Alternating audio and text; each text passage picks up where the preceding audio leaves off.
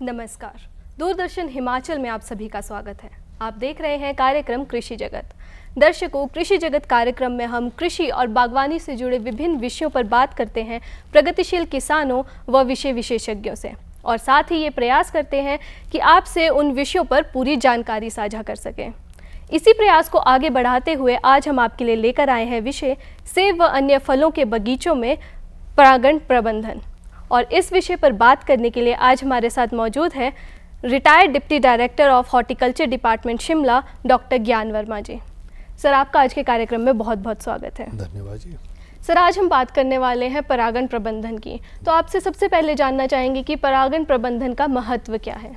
जी, हिमाचल प्रदेश में बागवानी फसलों के अंतर्गत क्षेत्र का विस्तार लगातार हो रहा है जी। जैसा कि आपको हमारे बागवान भाइयों को पता ही है कि हमारे प्रदेश में कुल 2.5 लाख हेक्टेयर क्षेत्र जो है वो फलों के अंतर्गत है जी। जिसमें कि 60% क्षेत्र जो है अकेले सेब की बागवानी के अंतर्गत है जी। तो सेब व अन्य फल फसलों में लगातार उत्पादकता बनाए रखने के लिए, लगातार उत्पादन की क्षमता को कायम रखने के लिए परागण प्रबंधन आज के समय में काफ़ी बहुत ही महत्वपूर्ण विषय है। तो परागण हमारे जो बागवान भाई हैं वो दूसरे प्रबंधन जैसे कि न्यूट्रिएंट मैनेजमेंट है, मृदा प्रबंधन है या पौध संरक्षण दवाओं का छिड़काव है, सिंचाई व्यवस्था है, दूसरे प्रबंधन तो बागवान पूरा वर्ष जो है इस कार्यों में लगे रहते हैं। लेकिन ये जो परागण प्रबंधन है जिसे पॉलिनेशन मैनेजमेंट भी कहते हैं, इस तरफ अभी हमारे प्रदेश के बागवानों का जागरूकता या इस तरफ जो रुझान है अभी काफ़ी कम है। कुछ एक जो प्रगतिशील बागवान है वो तो इस तरफ हैं, लेकिन बहुत से जो हमारे बागवान भाई हैं वो अभी परागण प्रबंधन की तरफ नहीं जा रहे हैं, जिससे उनके बगीचों में एक तो उत्पादकता नहीं बढ़ रही है और जो फलों की जो गुणवत्ता है, क्वालिटी है, जो फ्रूट्स हैं वो भी उसमें इतना सुधार नहीं हो पा रहा है, जिसकी मुख्य वजह जो है वो परागण प्रबंधन का ना होना है। तो आज के समय में परागण आप लगातार उत्पादन बनाए रखने के लिए और फलों की गुणवत्ता को कायम रखने के लिए एक परागण प्रबंधन बहुत ही महत्वपूर्ण हो गया है। जी, तो जैसे आपने बताया कि उत्पादकता बढ़ाने के लिए, क्योंकि आजकल काफ़ी कम हो रहा है उत्पादन, अगर जैसे आपने सेबों की बात की है तो उसके लिए परागण प्रबंधन काफ़ी ज़रूरी है।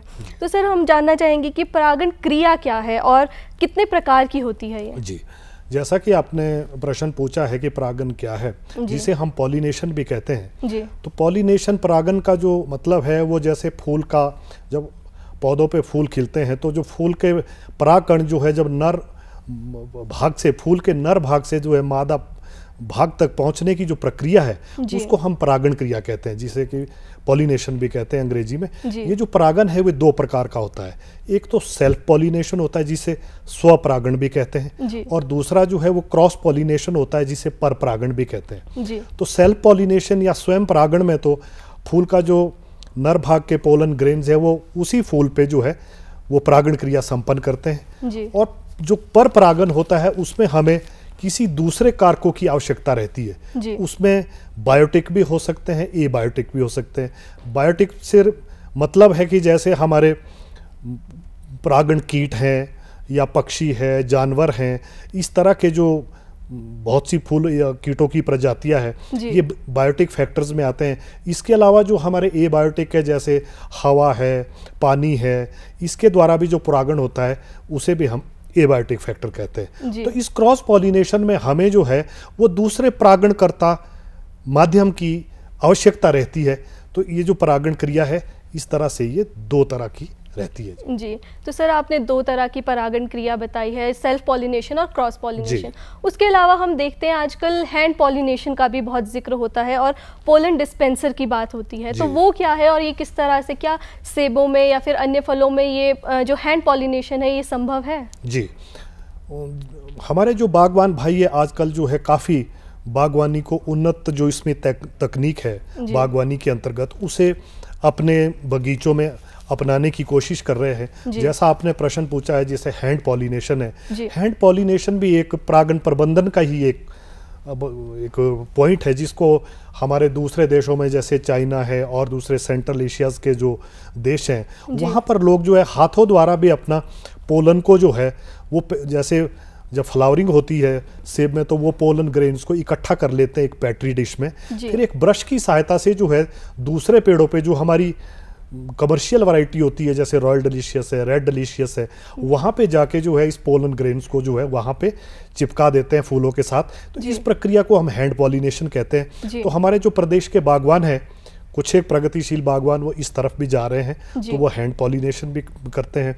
इसके अलावा जो आपने दूसरा प्रश्न किया है कि भी किस तरह से जो है पोलन डिस्पेंसर, तो आजकल जो हमारे बागवान है अपने बगीचों में जब बी कॉलोनीज को रखते हैं, मधुमक्खियों की कॉलोनीज को रखते हैं, तो उसके गेट के आगे जहां से वर्कर बीज बाहर निकलती है, एक उपकरण होता है जिसे पोलन डिस्पेंसर कहते हैं। अच्छा। आप ये सिंपल भाषा में हम कह सकते हैं कि वो पराग को इकट्ठा करने का एक बॉक्स है, तो उसको आगे लगा देते हैं। तो जब वर्कर बीज बाहर से पोलन लेके आती है तो वो पोलन डिस्पेंसर में आके उनका पोलन वहीं पे गिर जाता है, तो वो पोलन के अपने कॉलोनीज के अंदर ना ले जाके दोबारा वापस बगीचों में चली जाती है।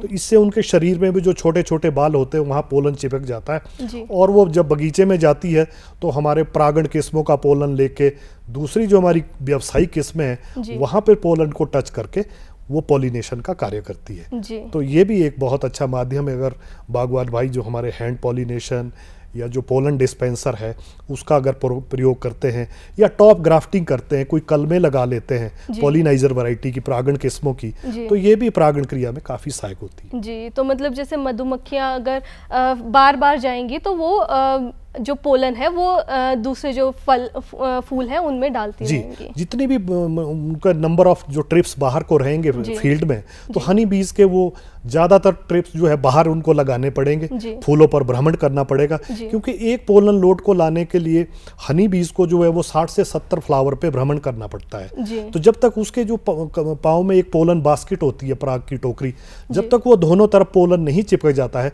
तब तक हनी बीज अपनी कॉलोनीज के अंदर वापस नहीं आती है। तो अगर हम पोलन डिस्पेंसर लगाएंगे तो वो उसको बार बार बाहर जाना पड़ेगा। तो ये पोलन डिस्पेंसर में बागवान भाई एक ध्यान रखें कि इसको सुबह के समय 2 घंटे के लिए 9 से 11 बजे के बीच लगाएं, क्योंकि अगर वो पूरा दिन इसको लगाते हैं तो बी कॉल जो हनी बीज हैं वो अपने कॉलोनीज के लिए पोलन इकट्ठा नहीं कर पाएगी, जिससे उनके अंदर जो शिशु है, छोटे छोटे लार्वाज हैं, उनके लिए भोजन नहीं मिल पाएगा, तो उनको बी कॉलोनीज को नुकसान भी रहता है। तो हमारे बागवान भाई जो इस पोलन डिस्पेंसर का जो उपयोग है वो सुबह के समय करें, जिससे उनके बगीचों को भी बहुत फायदा मिल सके। किसान इसका इस्तेमाल कर सकते हैं पर कम समय के लिए। तो सर जैसे बगीचों में परागण जो किस्में हैं उनका चुनाव कैसे कर सकते हैं और अनुपात कितना होना चाहिए उसका? ये आपने बहुत ही एक महत्वपूर्ण प्रश्न भी किया है। जैसे हमारे बागवान भाई जो शरद ऋतु में लगाए जाने वाले फलदार पौधे हैं उनको लगाने का कार्य भी कर रहे हैं। तो जो बागवान भाई अभी नया बगीचा लगाने की सोच रहे हैं तो उसमें जो अपने बगीचे में परागण किस्मों का जो अनुपात है वो जरूर उसका ध्यान रखें, क्योंकि जो हमारी जितनी भी सेब की कमर्शियल जो वैरायटीज़ है, रॉयल, रेड डिलीशियस या जो कलर स्टेन जो रंगदार किस्में हैं, इसका जो वैरायटीज़ है इनका सेल्फ कंपैटिबिलिटी बहुत कम होती है, इसमें स्वयं परागण नहीं हो पाता है। तो इसके लिए हमें दूसरी परागण किस्मों का चुनाव करना पड़ता है। तो जैसे सेब में जो है हमारी गोल्डन डिलीशियस है, रेड गोल्ड है, ग्रैनी स्मिथ है, गाला वैरायटीज़ है, फ्यूजी वैरायटीज़ हैं, इस तरह की जो पॉलिनाइजर परागण किस्में हैं, तो बागवान अपने बगीचे में कम से कम जो है, जैसे हमारे ऊंचे पर्वतीय क्षेत्र है वहाँ से 20 से 25% जो है परागण किस्में अपने बगीचों में लगाएं, और जो हमारे निचले क्षेत्र है जिसको हम सीमांत क्षेत्र भी कहते हैं, मार्जिनल एरियाज़ है, वहाँ पे कम से कम 33% जो है वो अपने बगीचे में परागणकर्ता किस्में लगाएं, जिससे जो है फूलों के समय हनी बीज या दूसरे जो हमारे पॉलिनेटर्स हैं उनको वहाँ पे परागण किस्में उपलब्ध रहे, और वो वहाँ से उनका पोलन उठा के जो है वो हमारी दूसरी जो किस्में हैं वहाँ तक उस पोलन को पहुँचा सके। यदि हमारे बागवान इन परागण किस्मों का अनुपात जो है अपने बगीचों में नहीं रखेंगे तो वहाँ पर जो है वो उनके पॉलिनेटर्स के लिए कोई भी पोलन की उपलब्धता नहीं रहेगी। सिर्फ उनको जो है वो कमर्शियल वैरायटीज़ का ही पोलन उपलब्ध रहेगा, पराग उपलब्ध रहेगा, जिससे कि हमारे बागवानों की कम फसल होगी और उनकी पैदावार भी कम होगी। जी, तो सर जैसे आपने बात की पॉलिनेटर्स की, आपने एक टर्म यूज़ की थी पॉलिनेटर, तो ये पॉलिनेटर्स क्या होते हैं और इसमें प्रमुख पॉलिनेटर्स है जो परागण करता है वो कौन कौन से हैं? जी, जैसे कि हमारे बागवान भाई जो है दो ये जो टर्म्स हैं इसका काफ़ी प्रयोग होता है, एक तो पॉलिनाइजर, दूसरा पॉलिनेटर। तो पॉलिनाइजर का संबंध तो हमारा सीधा परागण किस्मों से है, अच्छा। जैसे अभी भी हमने बात की थी, जो हमारी बगीचों में हम परागन किस्में लगाते हैं इसे हम पॉलिनाइजर कहते हैं। और जो हमारे पॉलिनेटर्स हैं वो एक एजेंट है जो कि पोलन को एक फूल से दूसरे फूल पर ले जाने का काम करते हैं।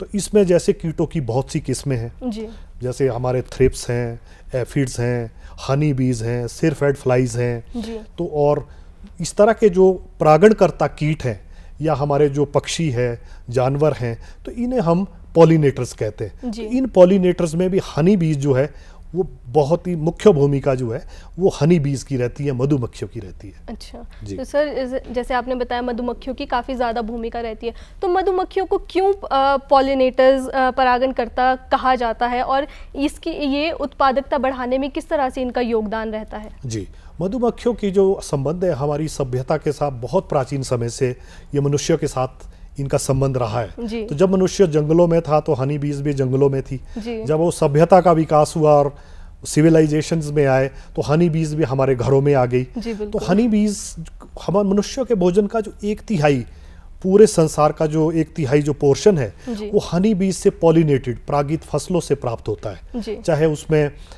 फलदार फसलें हैं, चाहे बीज से सब्जियों वाली फसलें हैं, तिलहनी फसलें हैं, दलहनी फसलें हैं। इसके अलावा हनी बीज का हमारे पर्यावरण संतुलन, इकोलॉजिकल बैलेंस के लिए भी एक बहुत ही महत्वपूर्ण रोल है। क्योंकि एक बहुत बड़े वैज्ञानिक आइंस्टाइन ने कहा है कि यदि मधुमक्खियां इस संसार से गायब हो जाएगी तो हमारी जो पॉपुलेशन है ह्यूमन बींग्स ये भी 4 वर्षों में खत्म हो जाएगी। तो हनी बीज एक मेन परागणकर्ता इसलिए है, जो आपने प्रश्न किया है, क्योंकि इनके जो शरीर की बनावट है वो इस तरह से होती है कि इनके पिछली टांगों में एक पराग टोकरी होती है जिसे पोलन बास्केट कहते हैं। तो हनी बीज बाहर से मेनली 2 चीज़ों को फूलों से इकट्ठा करती है। एक तो नेक्टर जिसे हम मधु रस कहते हैं जिसका ये शहद बनाती है। दूसरा पराग जो है जिसे पोलन कहते हैं जो कि एक प्रोटीन का सोर्स होता है, उसको एक कलेक्ट करती है। और जो इनके बच्चे होते हैं, जो लार्वे होते हैं, उनका जो मुख्य भोजन है वो नेक्टर और पोलन ही होता है। इसके अलावा मधुमक्खियाँ जो है, यदि ये संसार में मधुमक्खियाँ ना होती तो जितनी भी हमारी फ्लावर्स खिल रहे हैं उसमें जो नेक्टर्स और ये तैयार हो रहा है उसको हम सारी चीज़ें वो व्यर्थ में चली जानी थी। तो हनी बीज हमारे लिए बहुत ही इम्पोर्टेंट प्रोडक्ट भी इकट्ठा करती है, जिसमें शहद है, प्रोपोलिस है, रॉयल जेली है, बी वेनम है। तो लेकिन जो हमारा पर्यावरण संतुलन बनाए रखने में और फसलों की उत्पादकता बढ़ाने में जो है मधुमक्खियों का जो है बहुत ही योगदान है।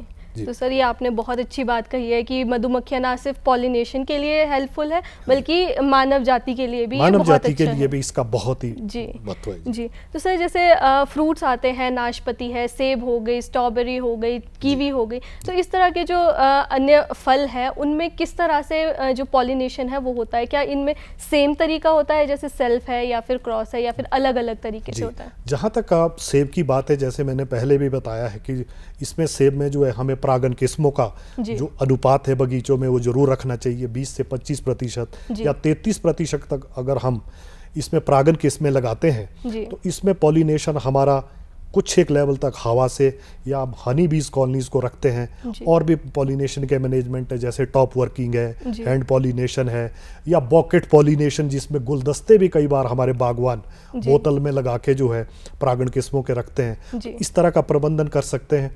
इसके अलावा जैसे आपने नाशपाती की बात कही है, तो नाशपाती में भी हमें 2-3 किस्मों का चुनाव करना चाहिए। तो अगर हम जैसे बार्टलेट है या मैक्स रेड बार्टलेट है, कॉन्फ्रेंस है या फर्टिलिटी है, ये जो हमारी परागण किस्में हैं ये भी जरूर लगानी चाहिए। क्योंकि जितना क्रॉस पॉलिनेशन होगा उस पे फ्रूट उत्पादन भी ज़्यादा होगा। और सबसे जो महत्वपूर्ण बात है वो फ्रूट की जो क्वालिटी है वो बहुत अच्छी होगी।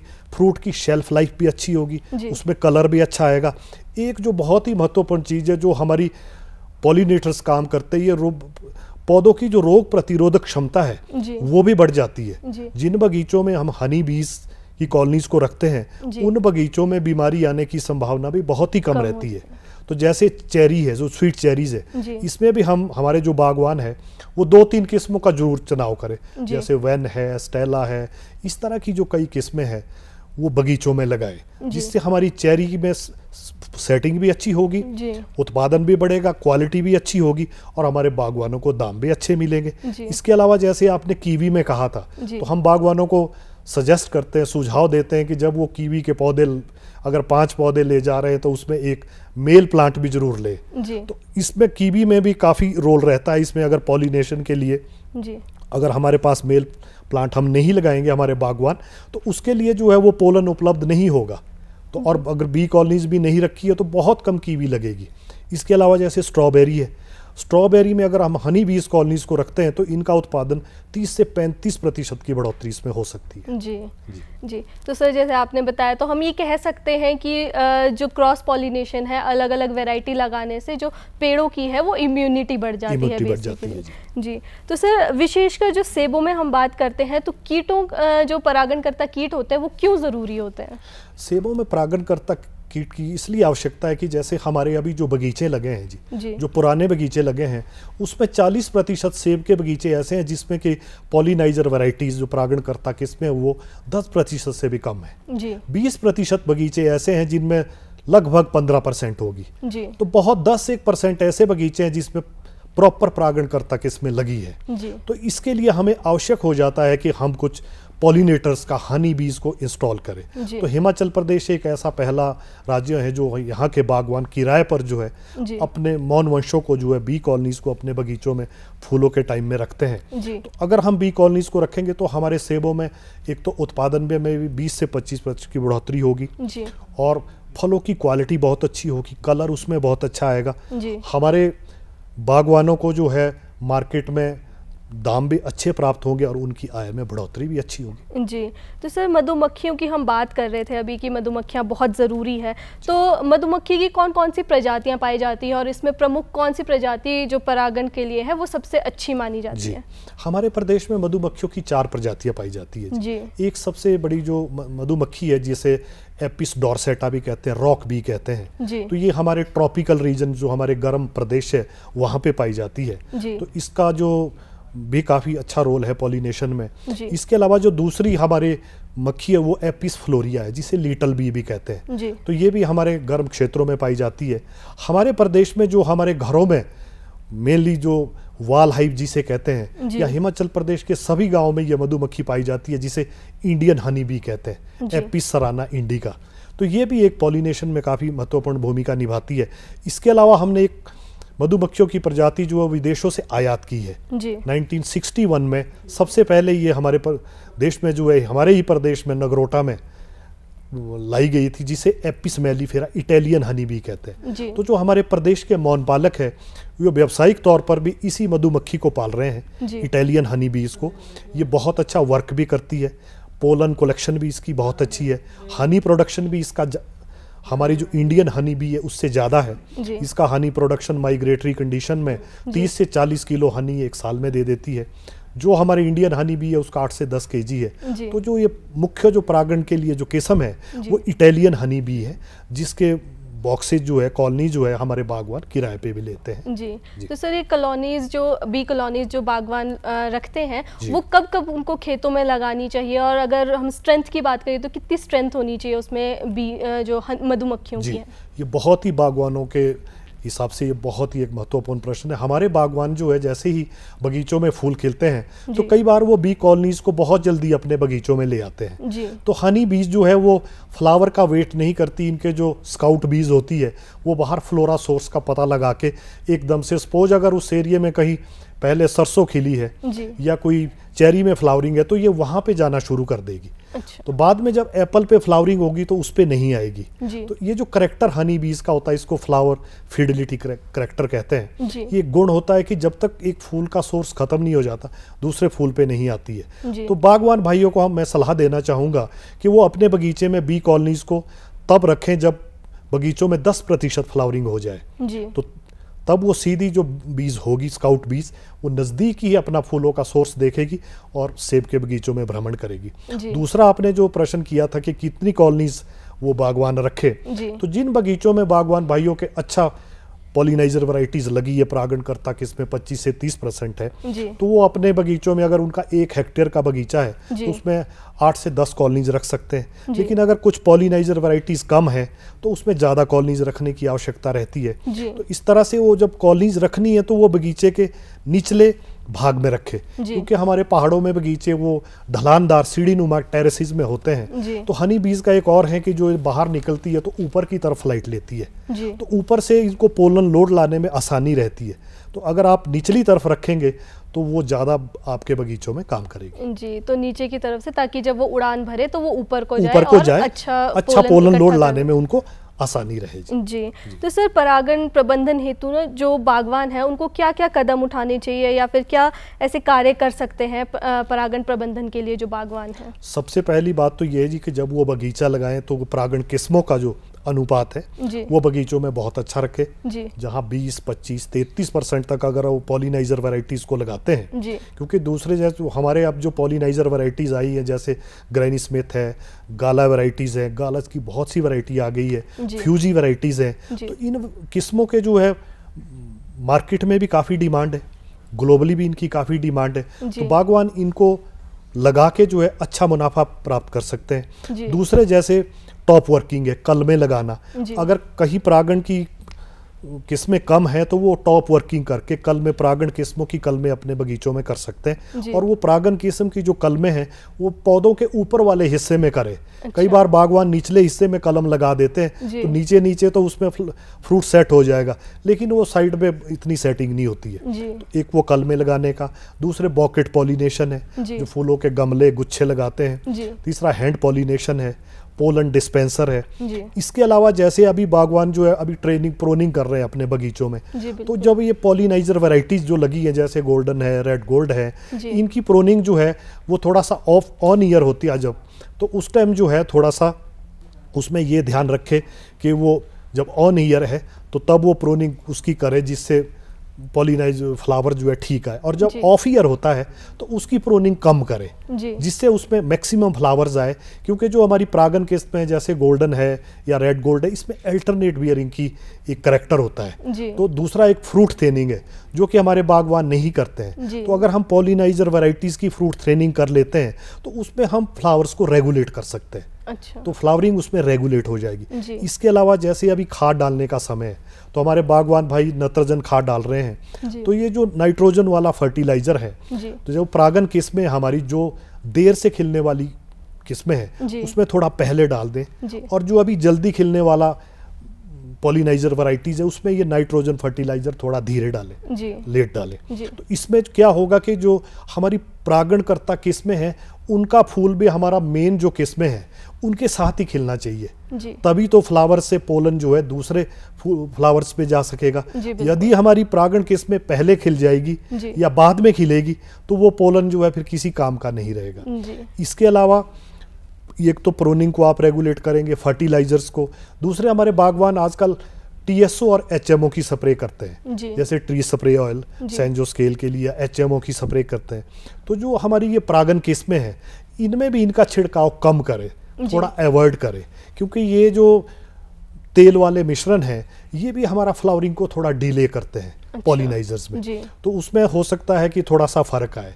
तो इसमें अगर आपको करना पड़ता है तो या तो आप बहुत अर्ली कर लें या फिर गर्मियों वाले जो समर ऑयल्स हैं उनका उपयोग कर सकते हैं। तो परागण प्रबंधन के लिए अगर हमारे बागवान इन तरीकों को अपनाते हैं, इसके अलावा जो बहुत ही महत्वपूर्ण है बी कॉलोनीज मैनेजमेंट, अपने बगीचों में वो फ्लावरिंग के टाइम जो है पॉलिनेशन के लिए कॉलोनीज को रखें, या अपने घरों में वॉल हाइव्स में या बी हाइव्स में जो हमारी घरों में मक्खी उसको भी हम डब्बों में पाल सकते हैं। तो उनका प्रबंध अपने बगीचों में फ्लावरिंग के टाइम जरूर करें, जिससे फसलों की उत्पादकता भी बढ़े, गुणवत्ता भी बढ़े और उन्हें अच्छे दाम प्राप्त हो, अच्छे दाम भी मिलेंगे। जी बिल्कुल।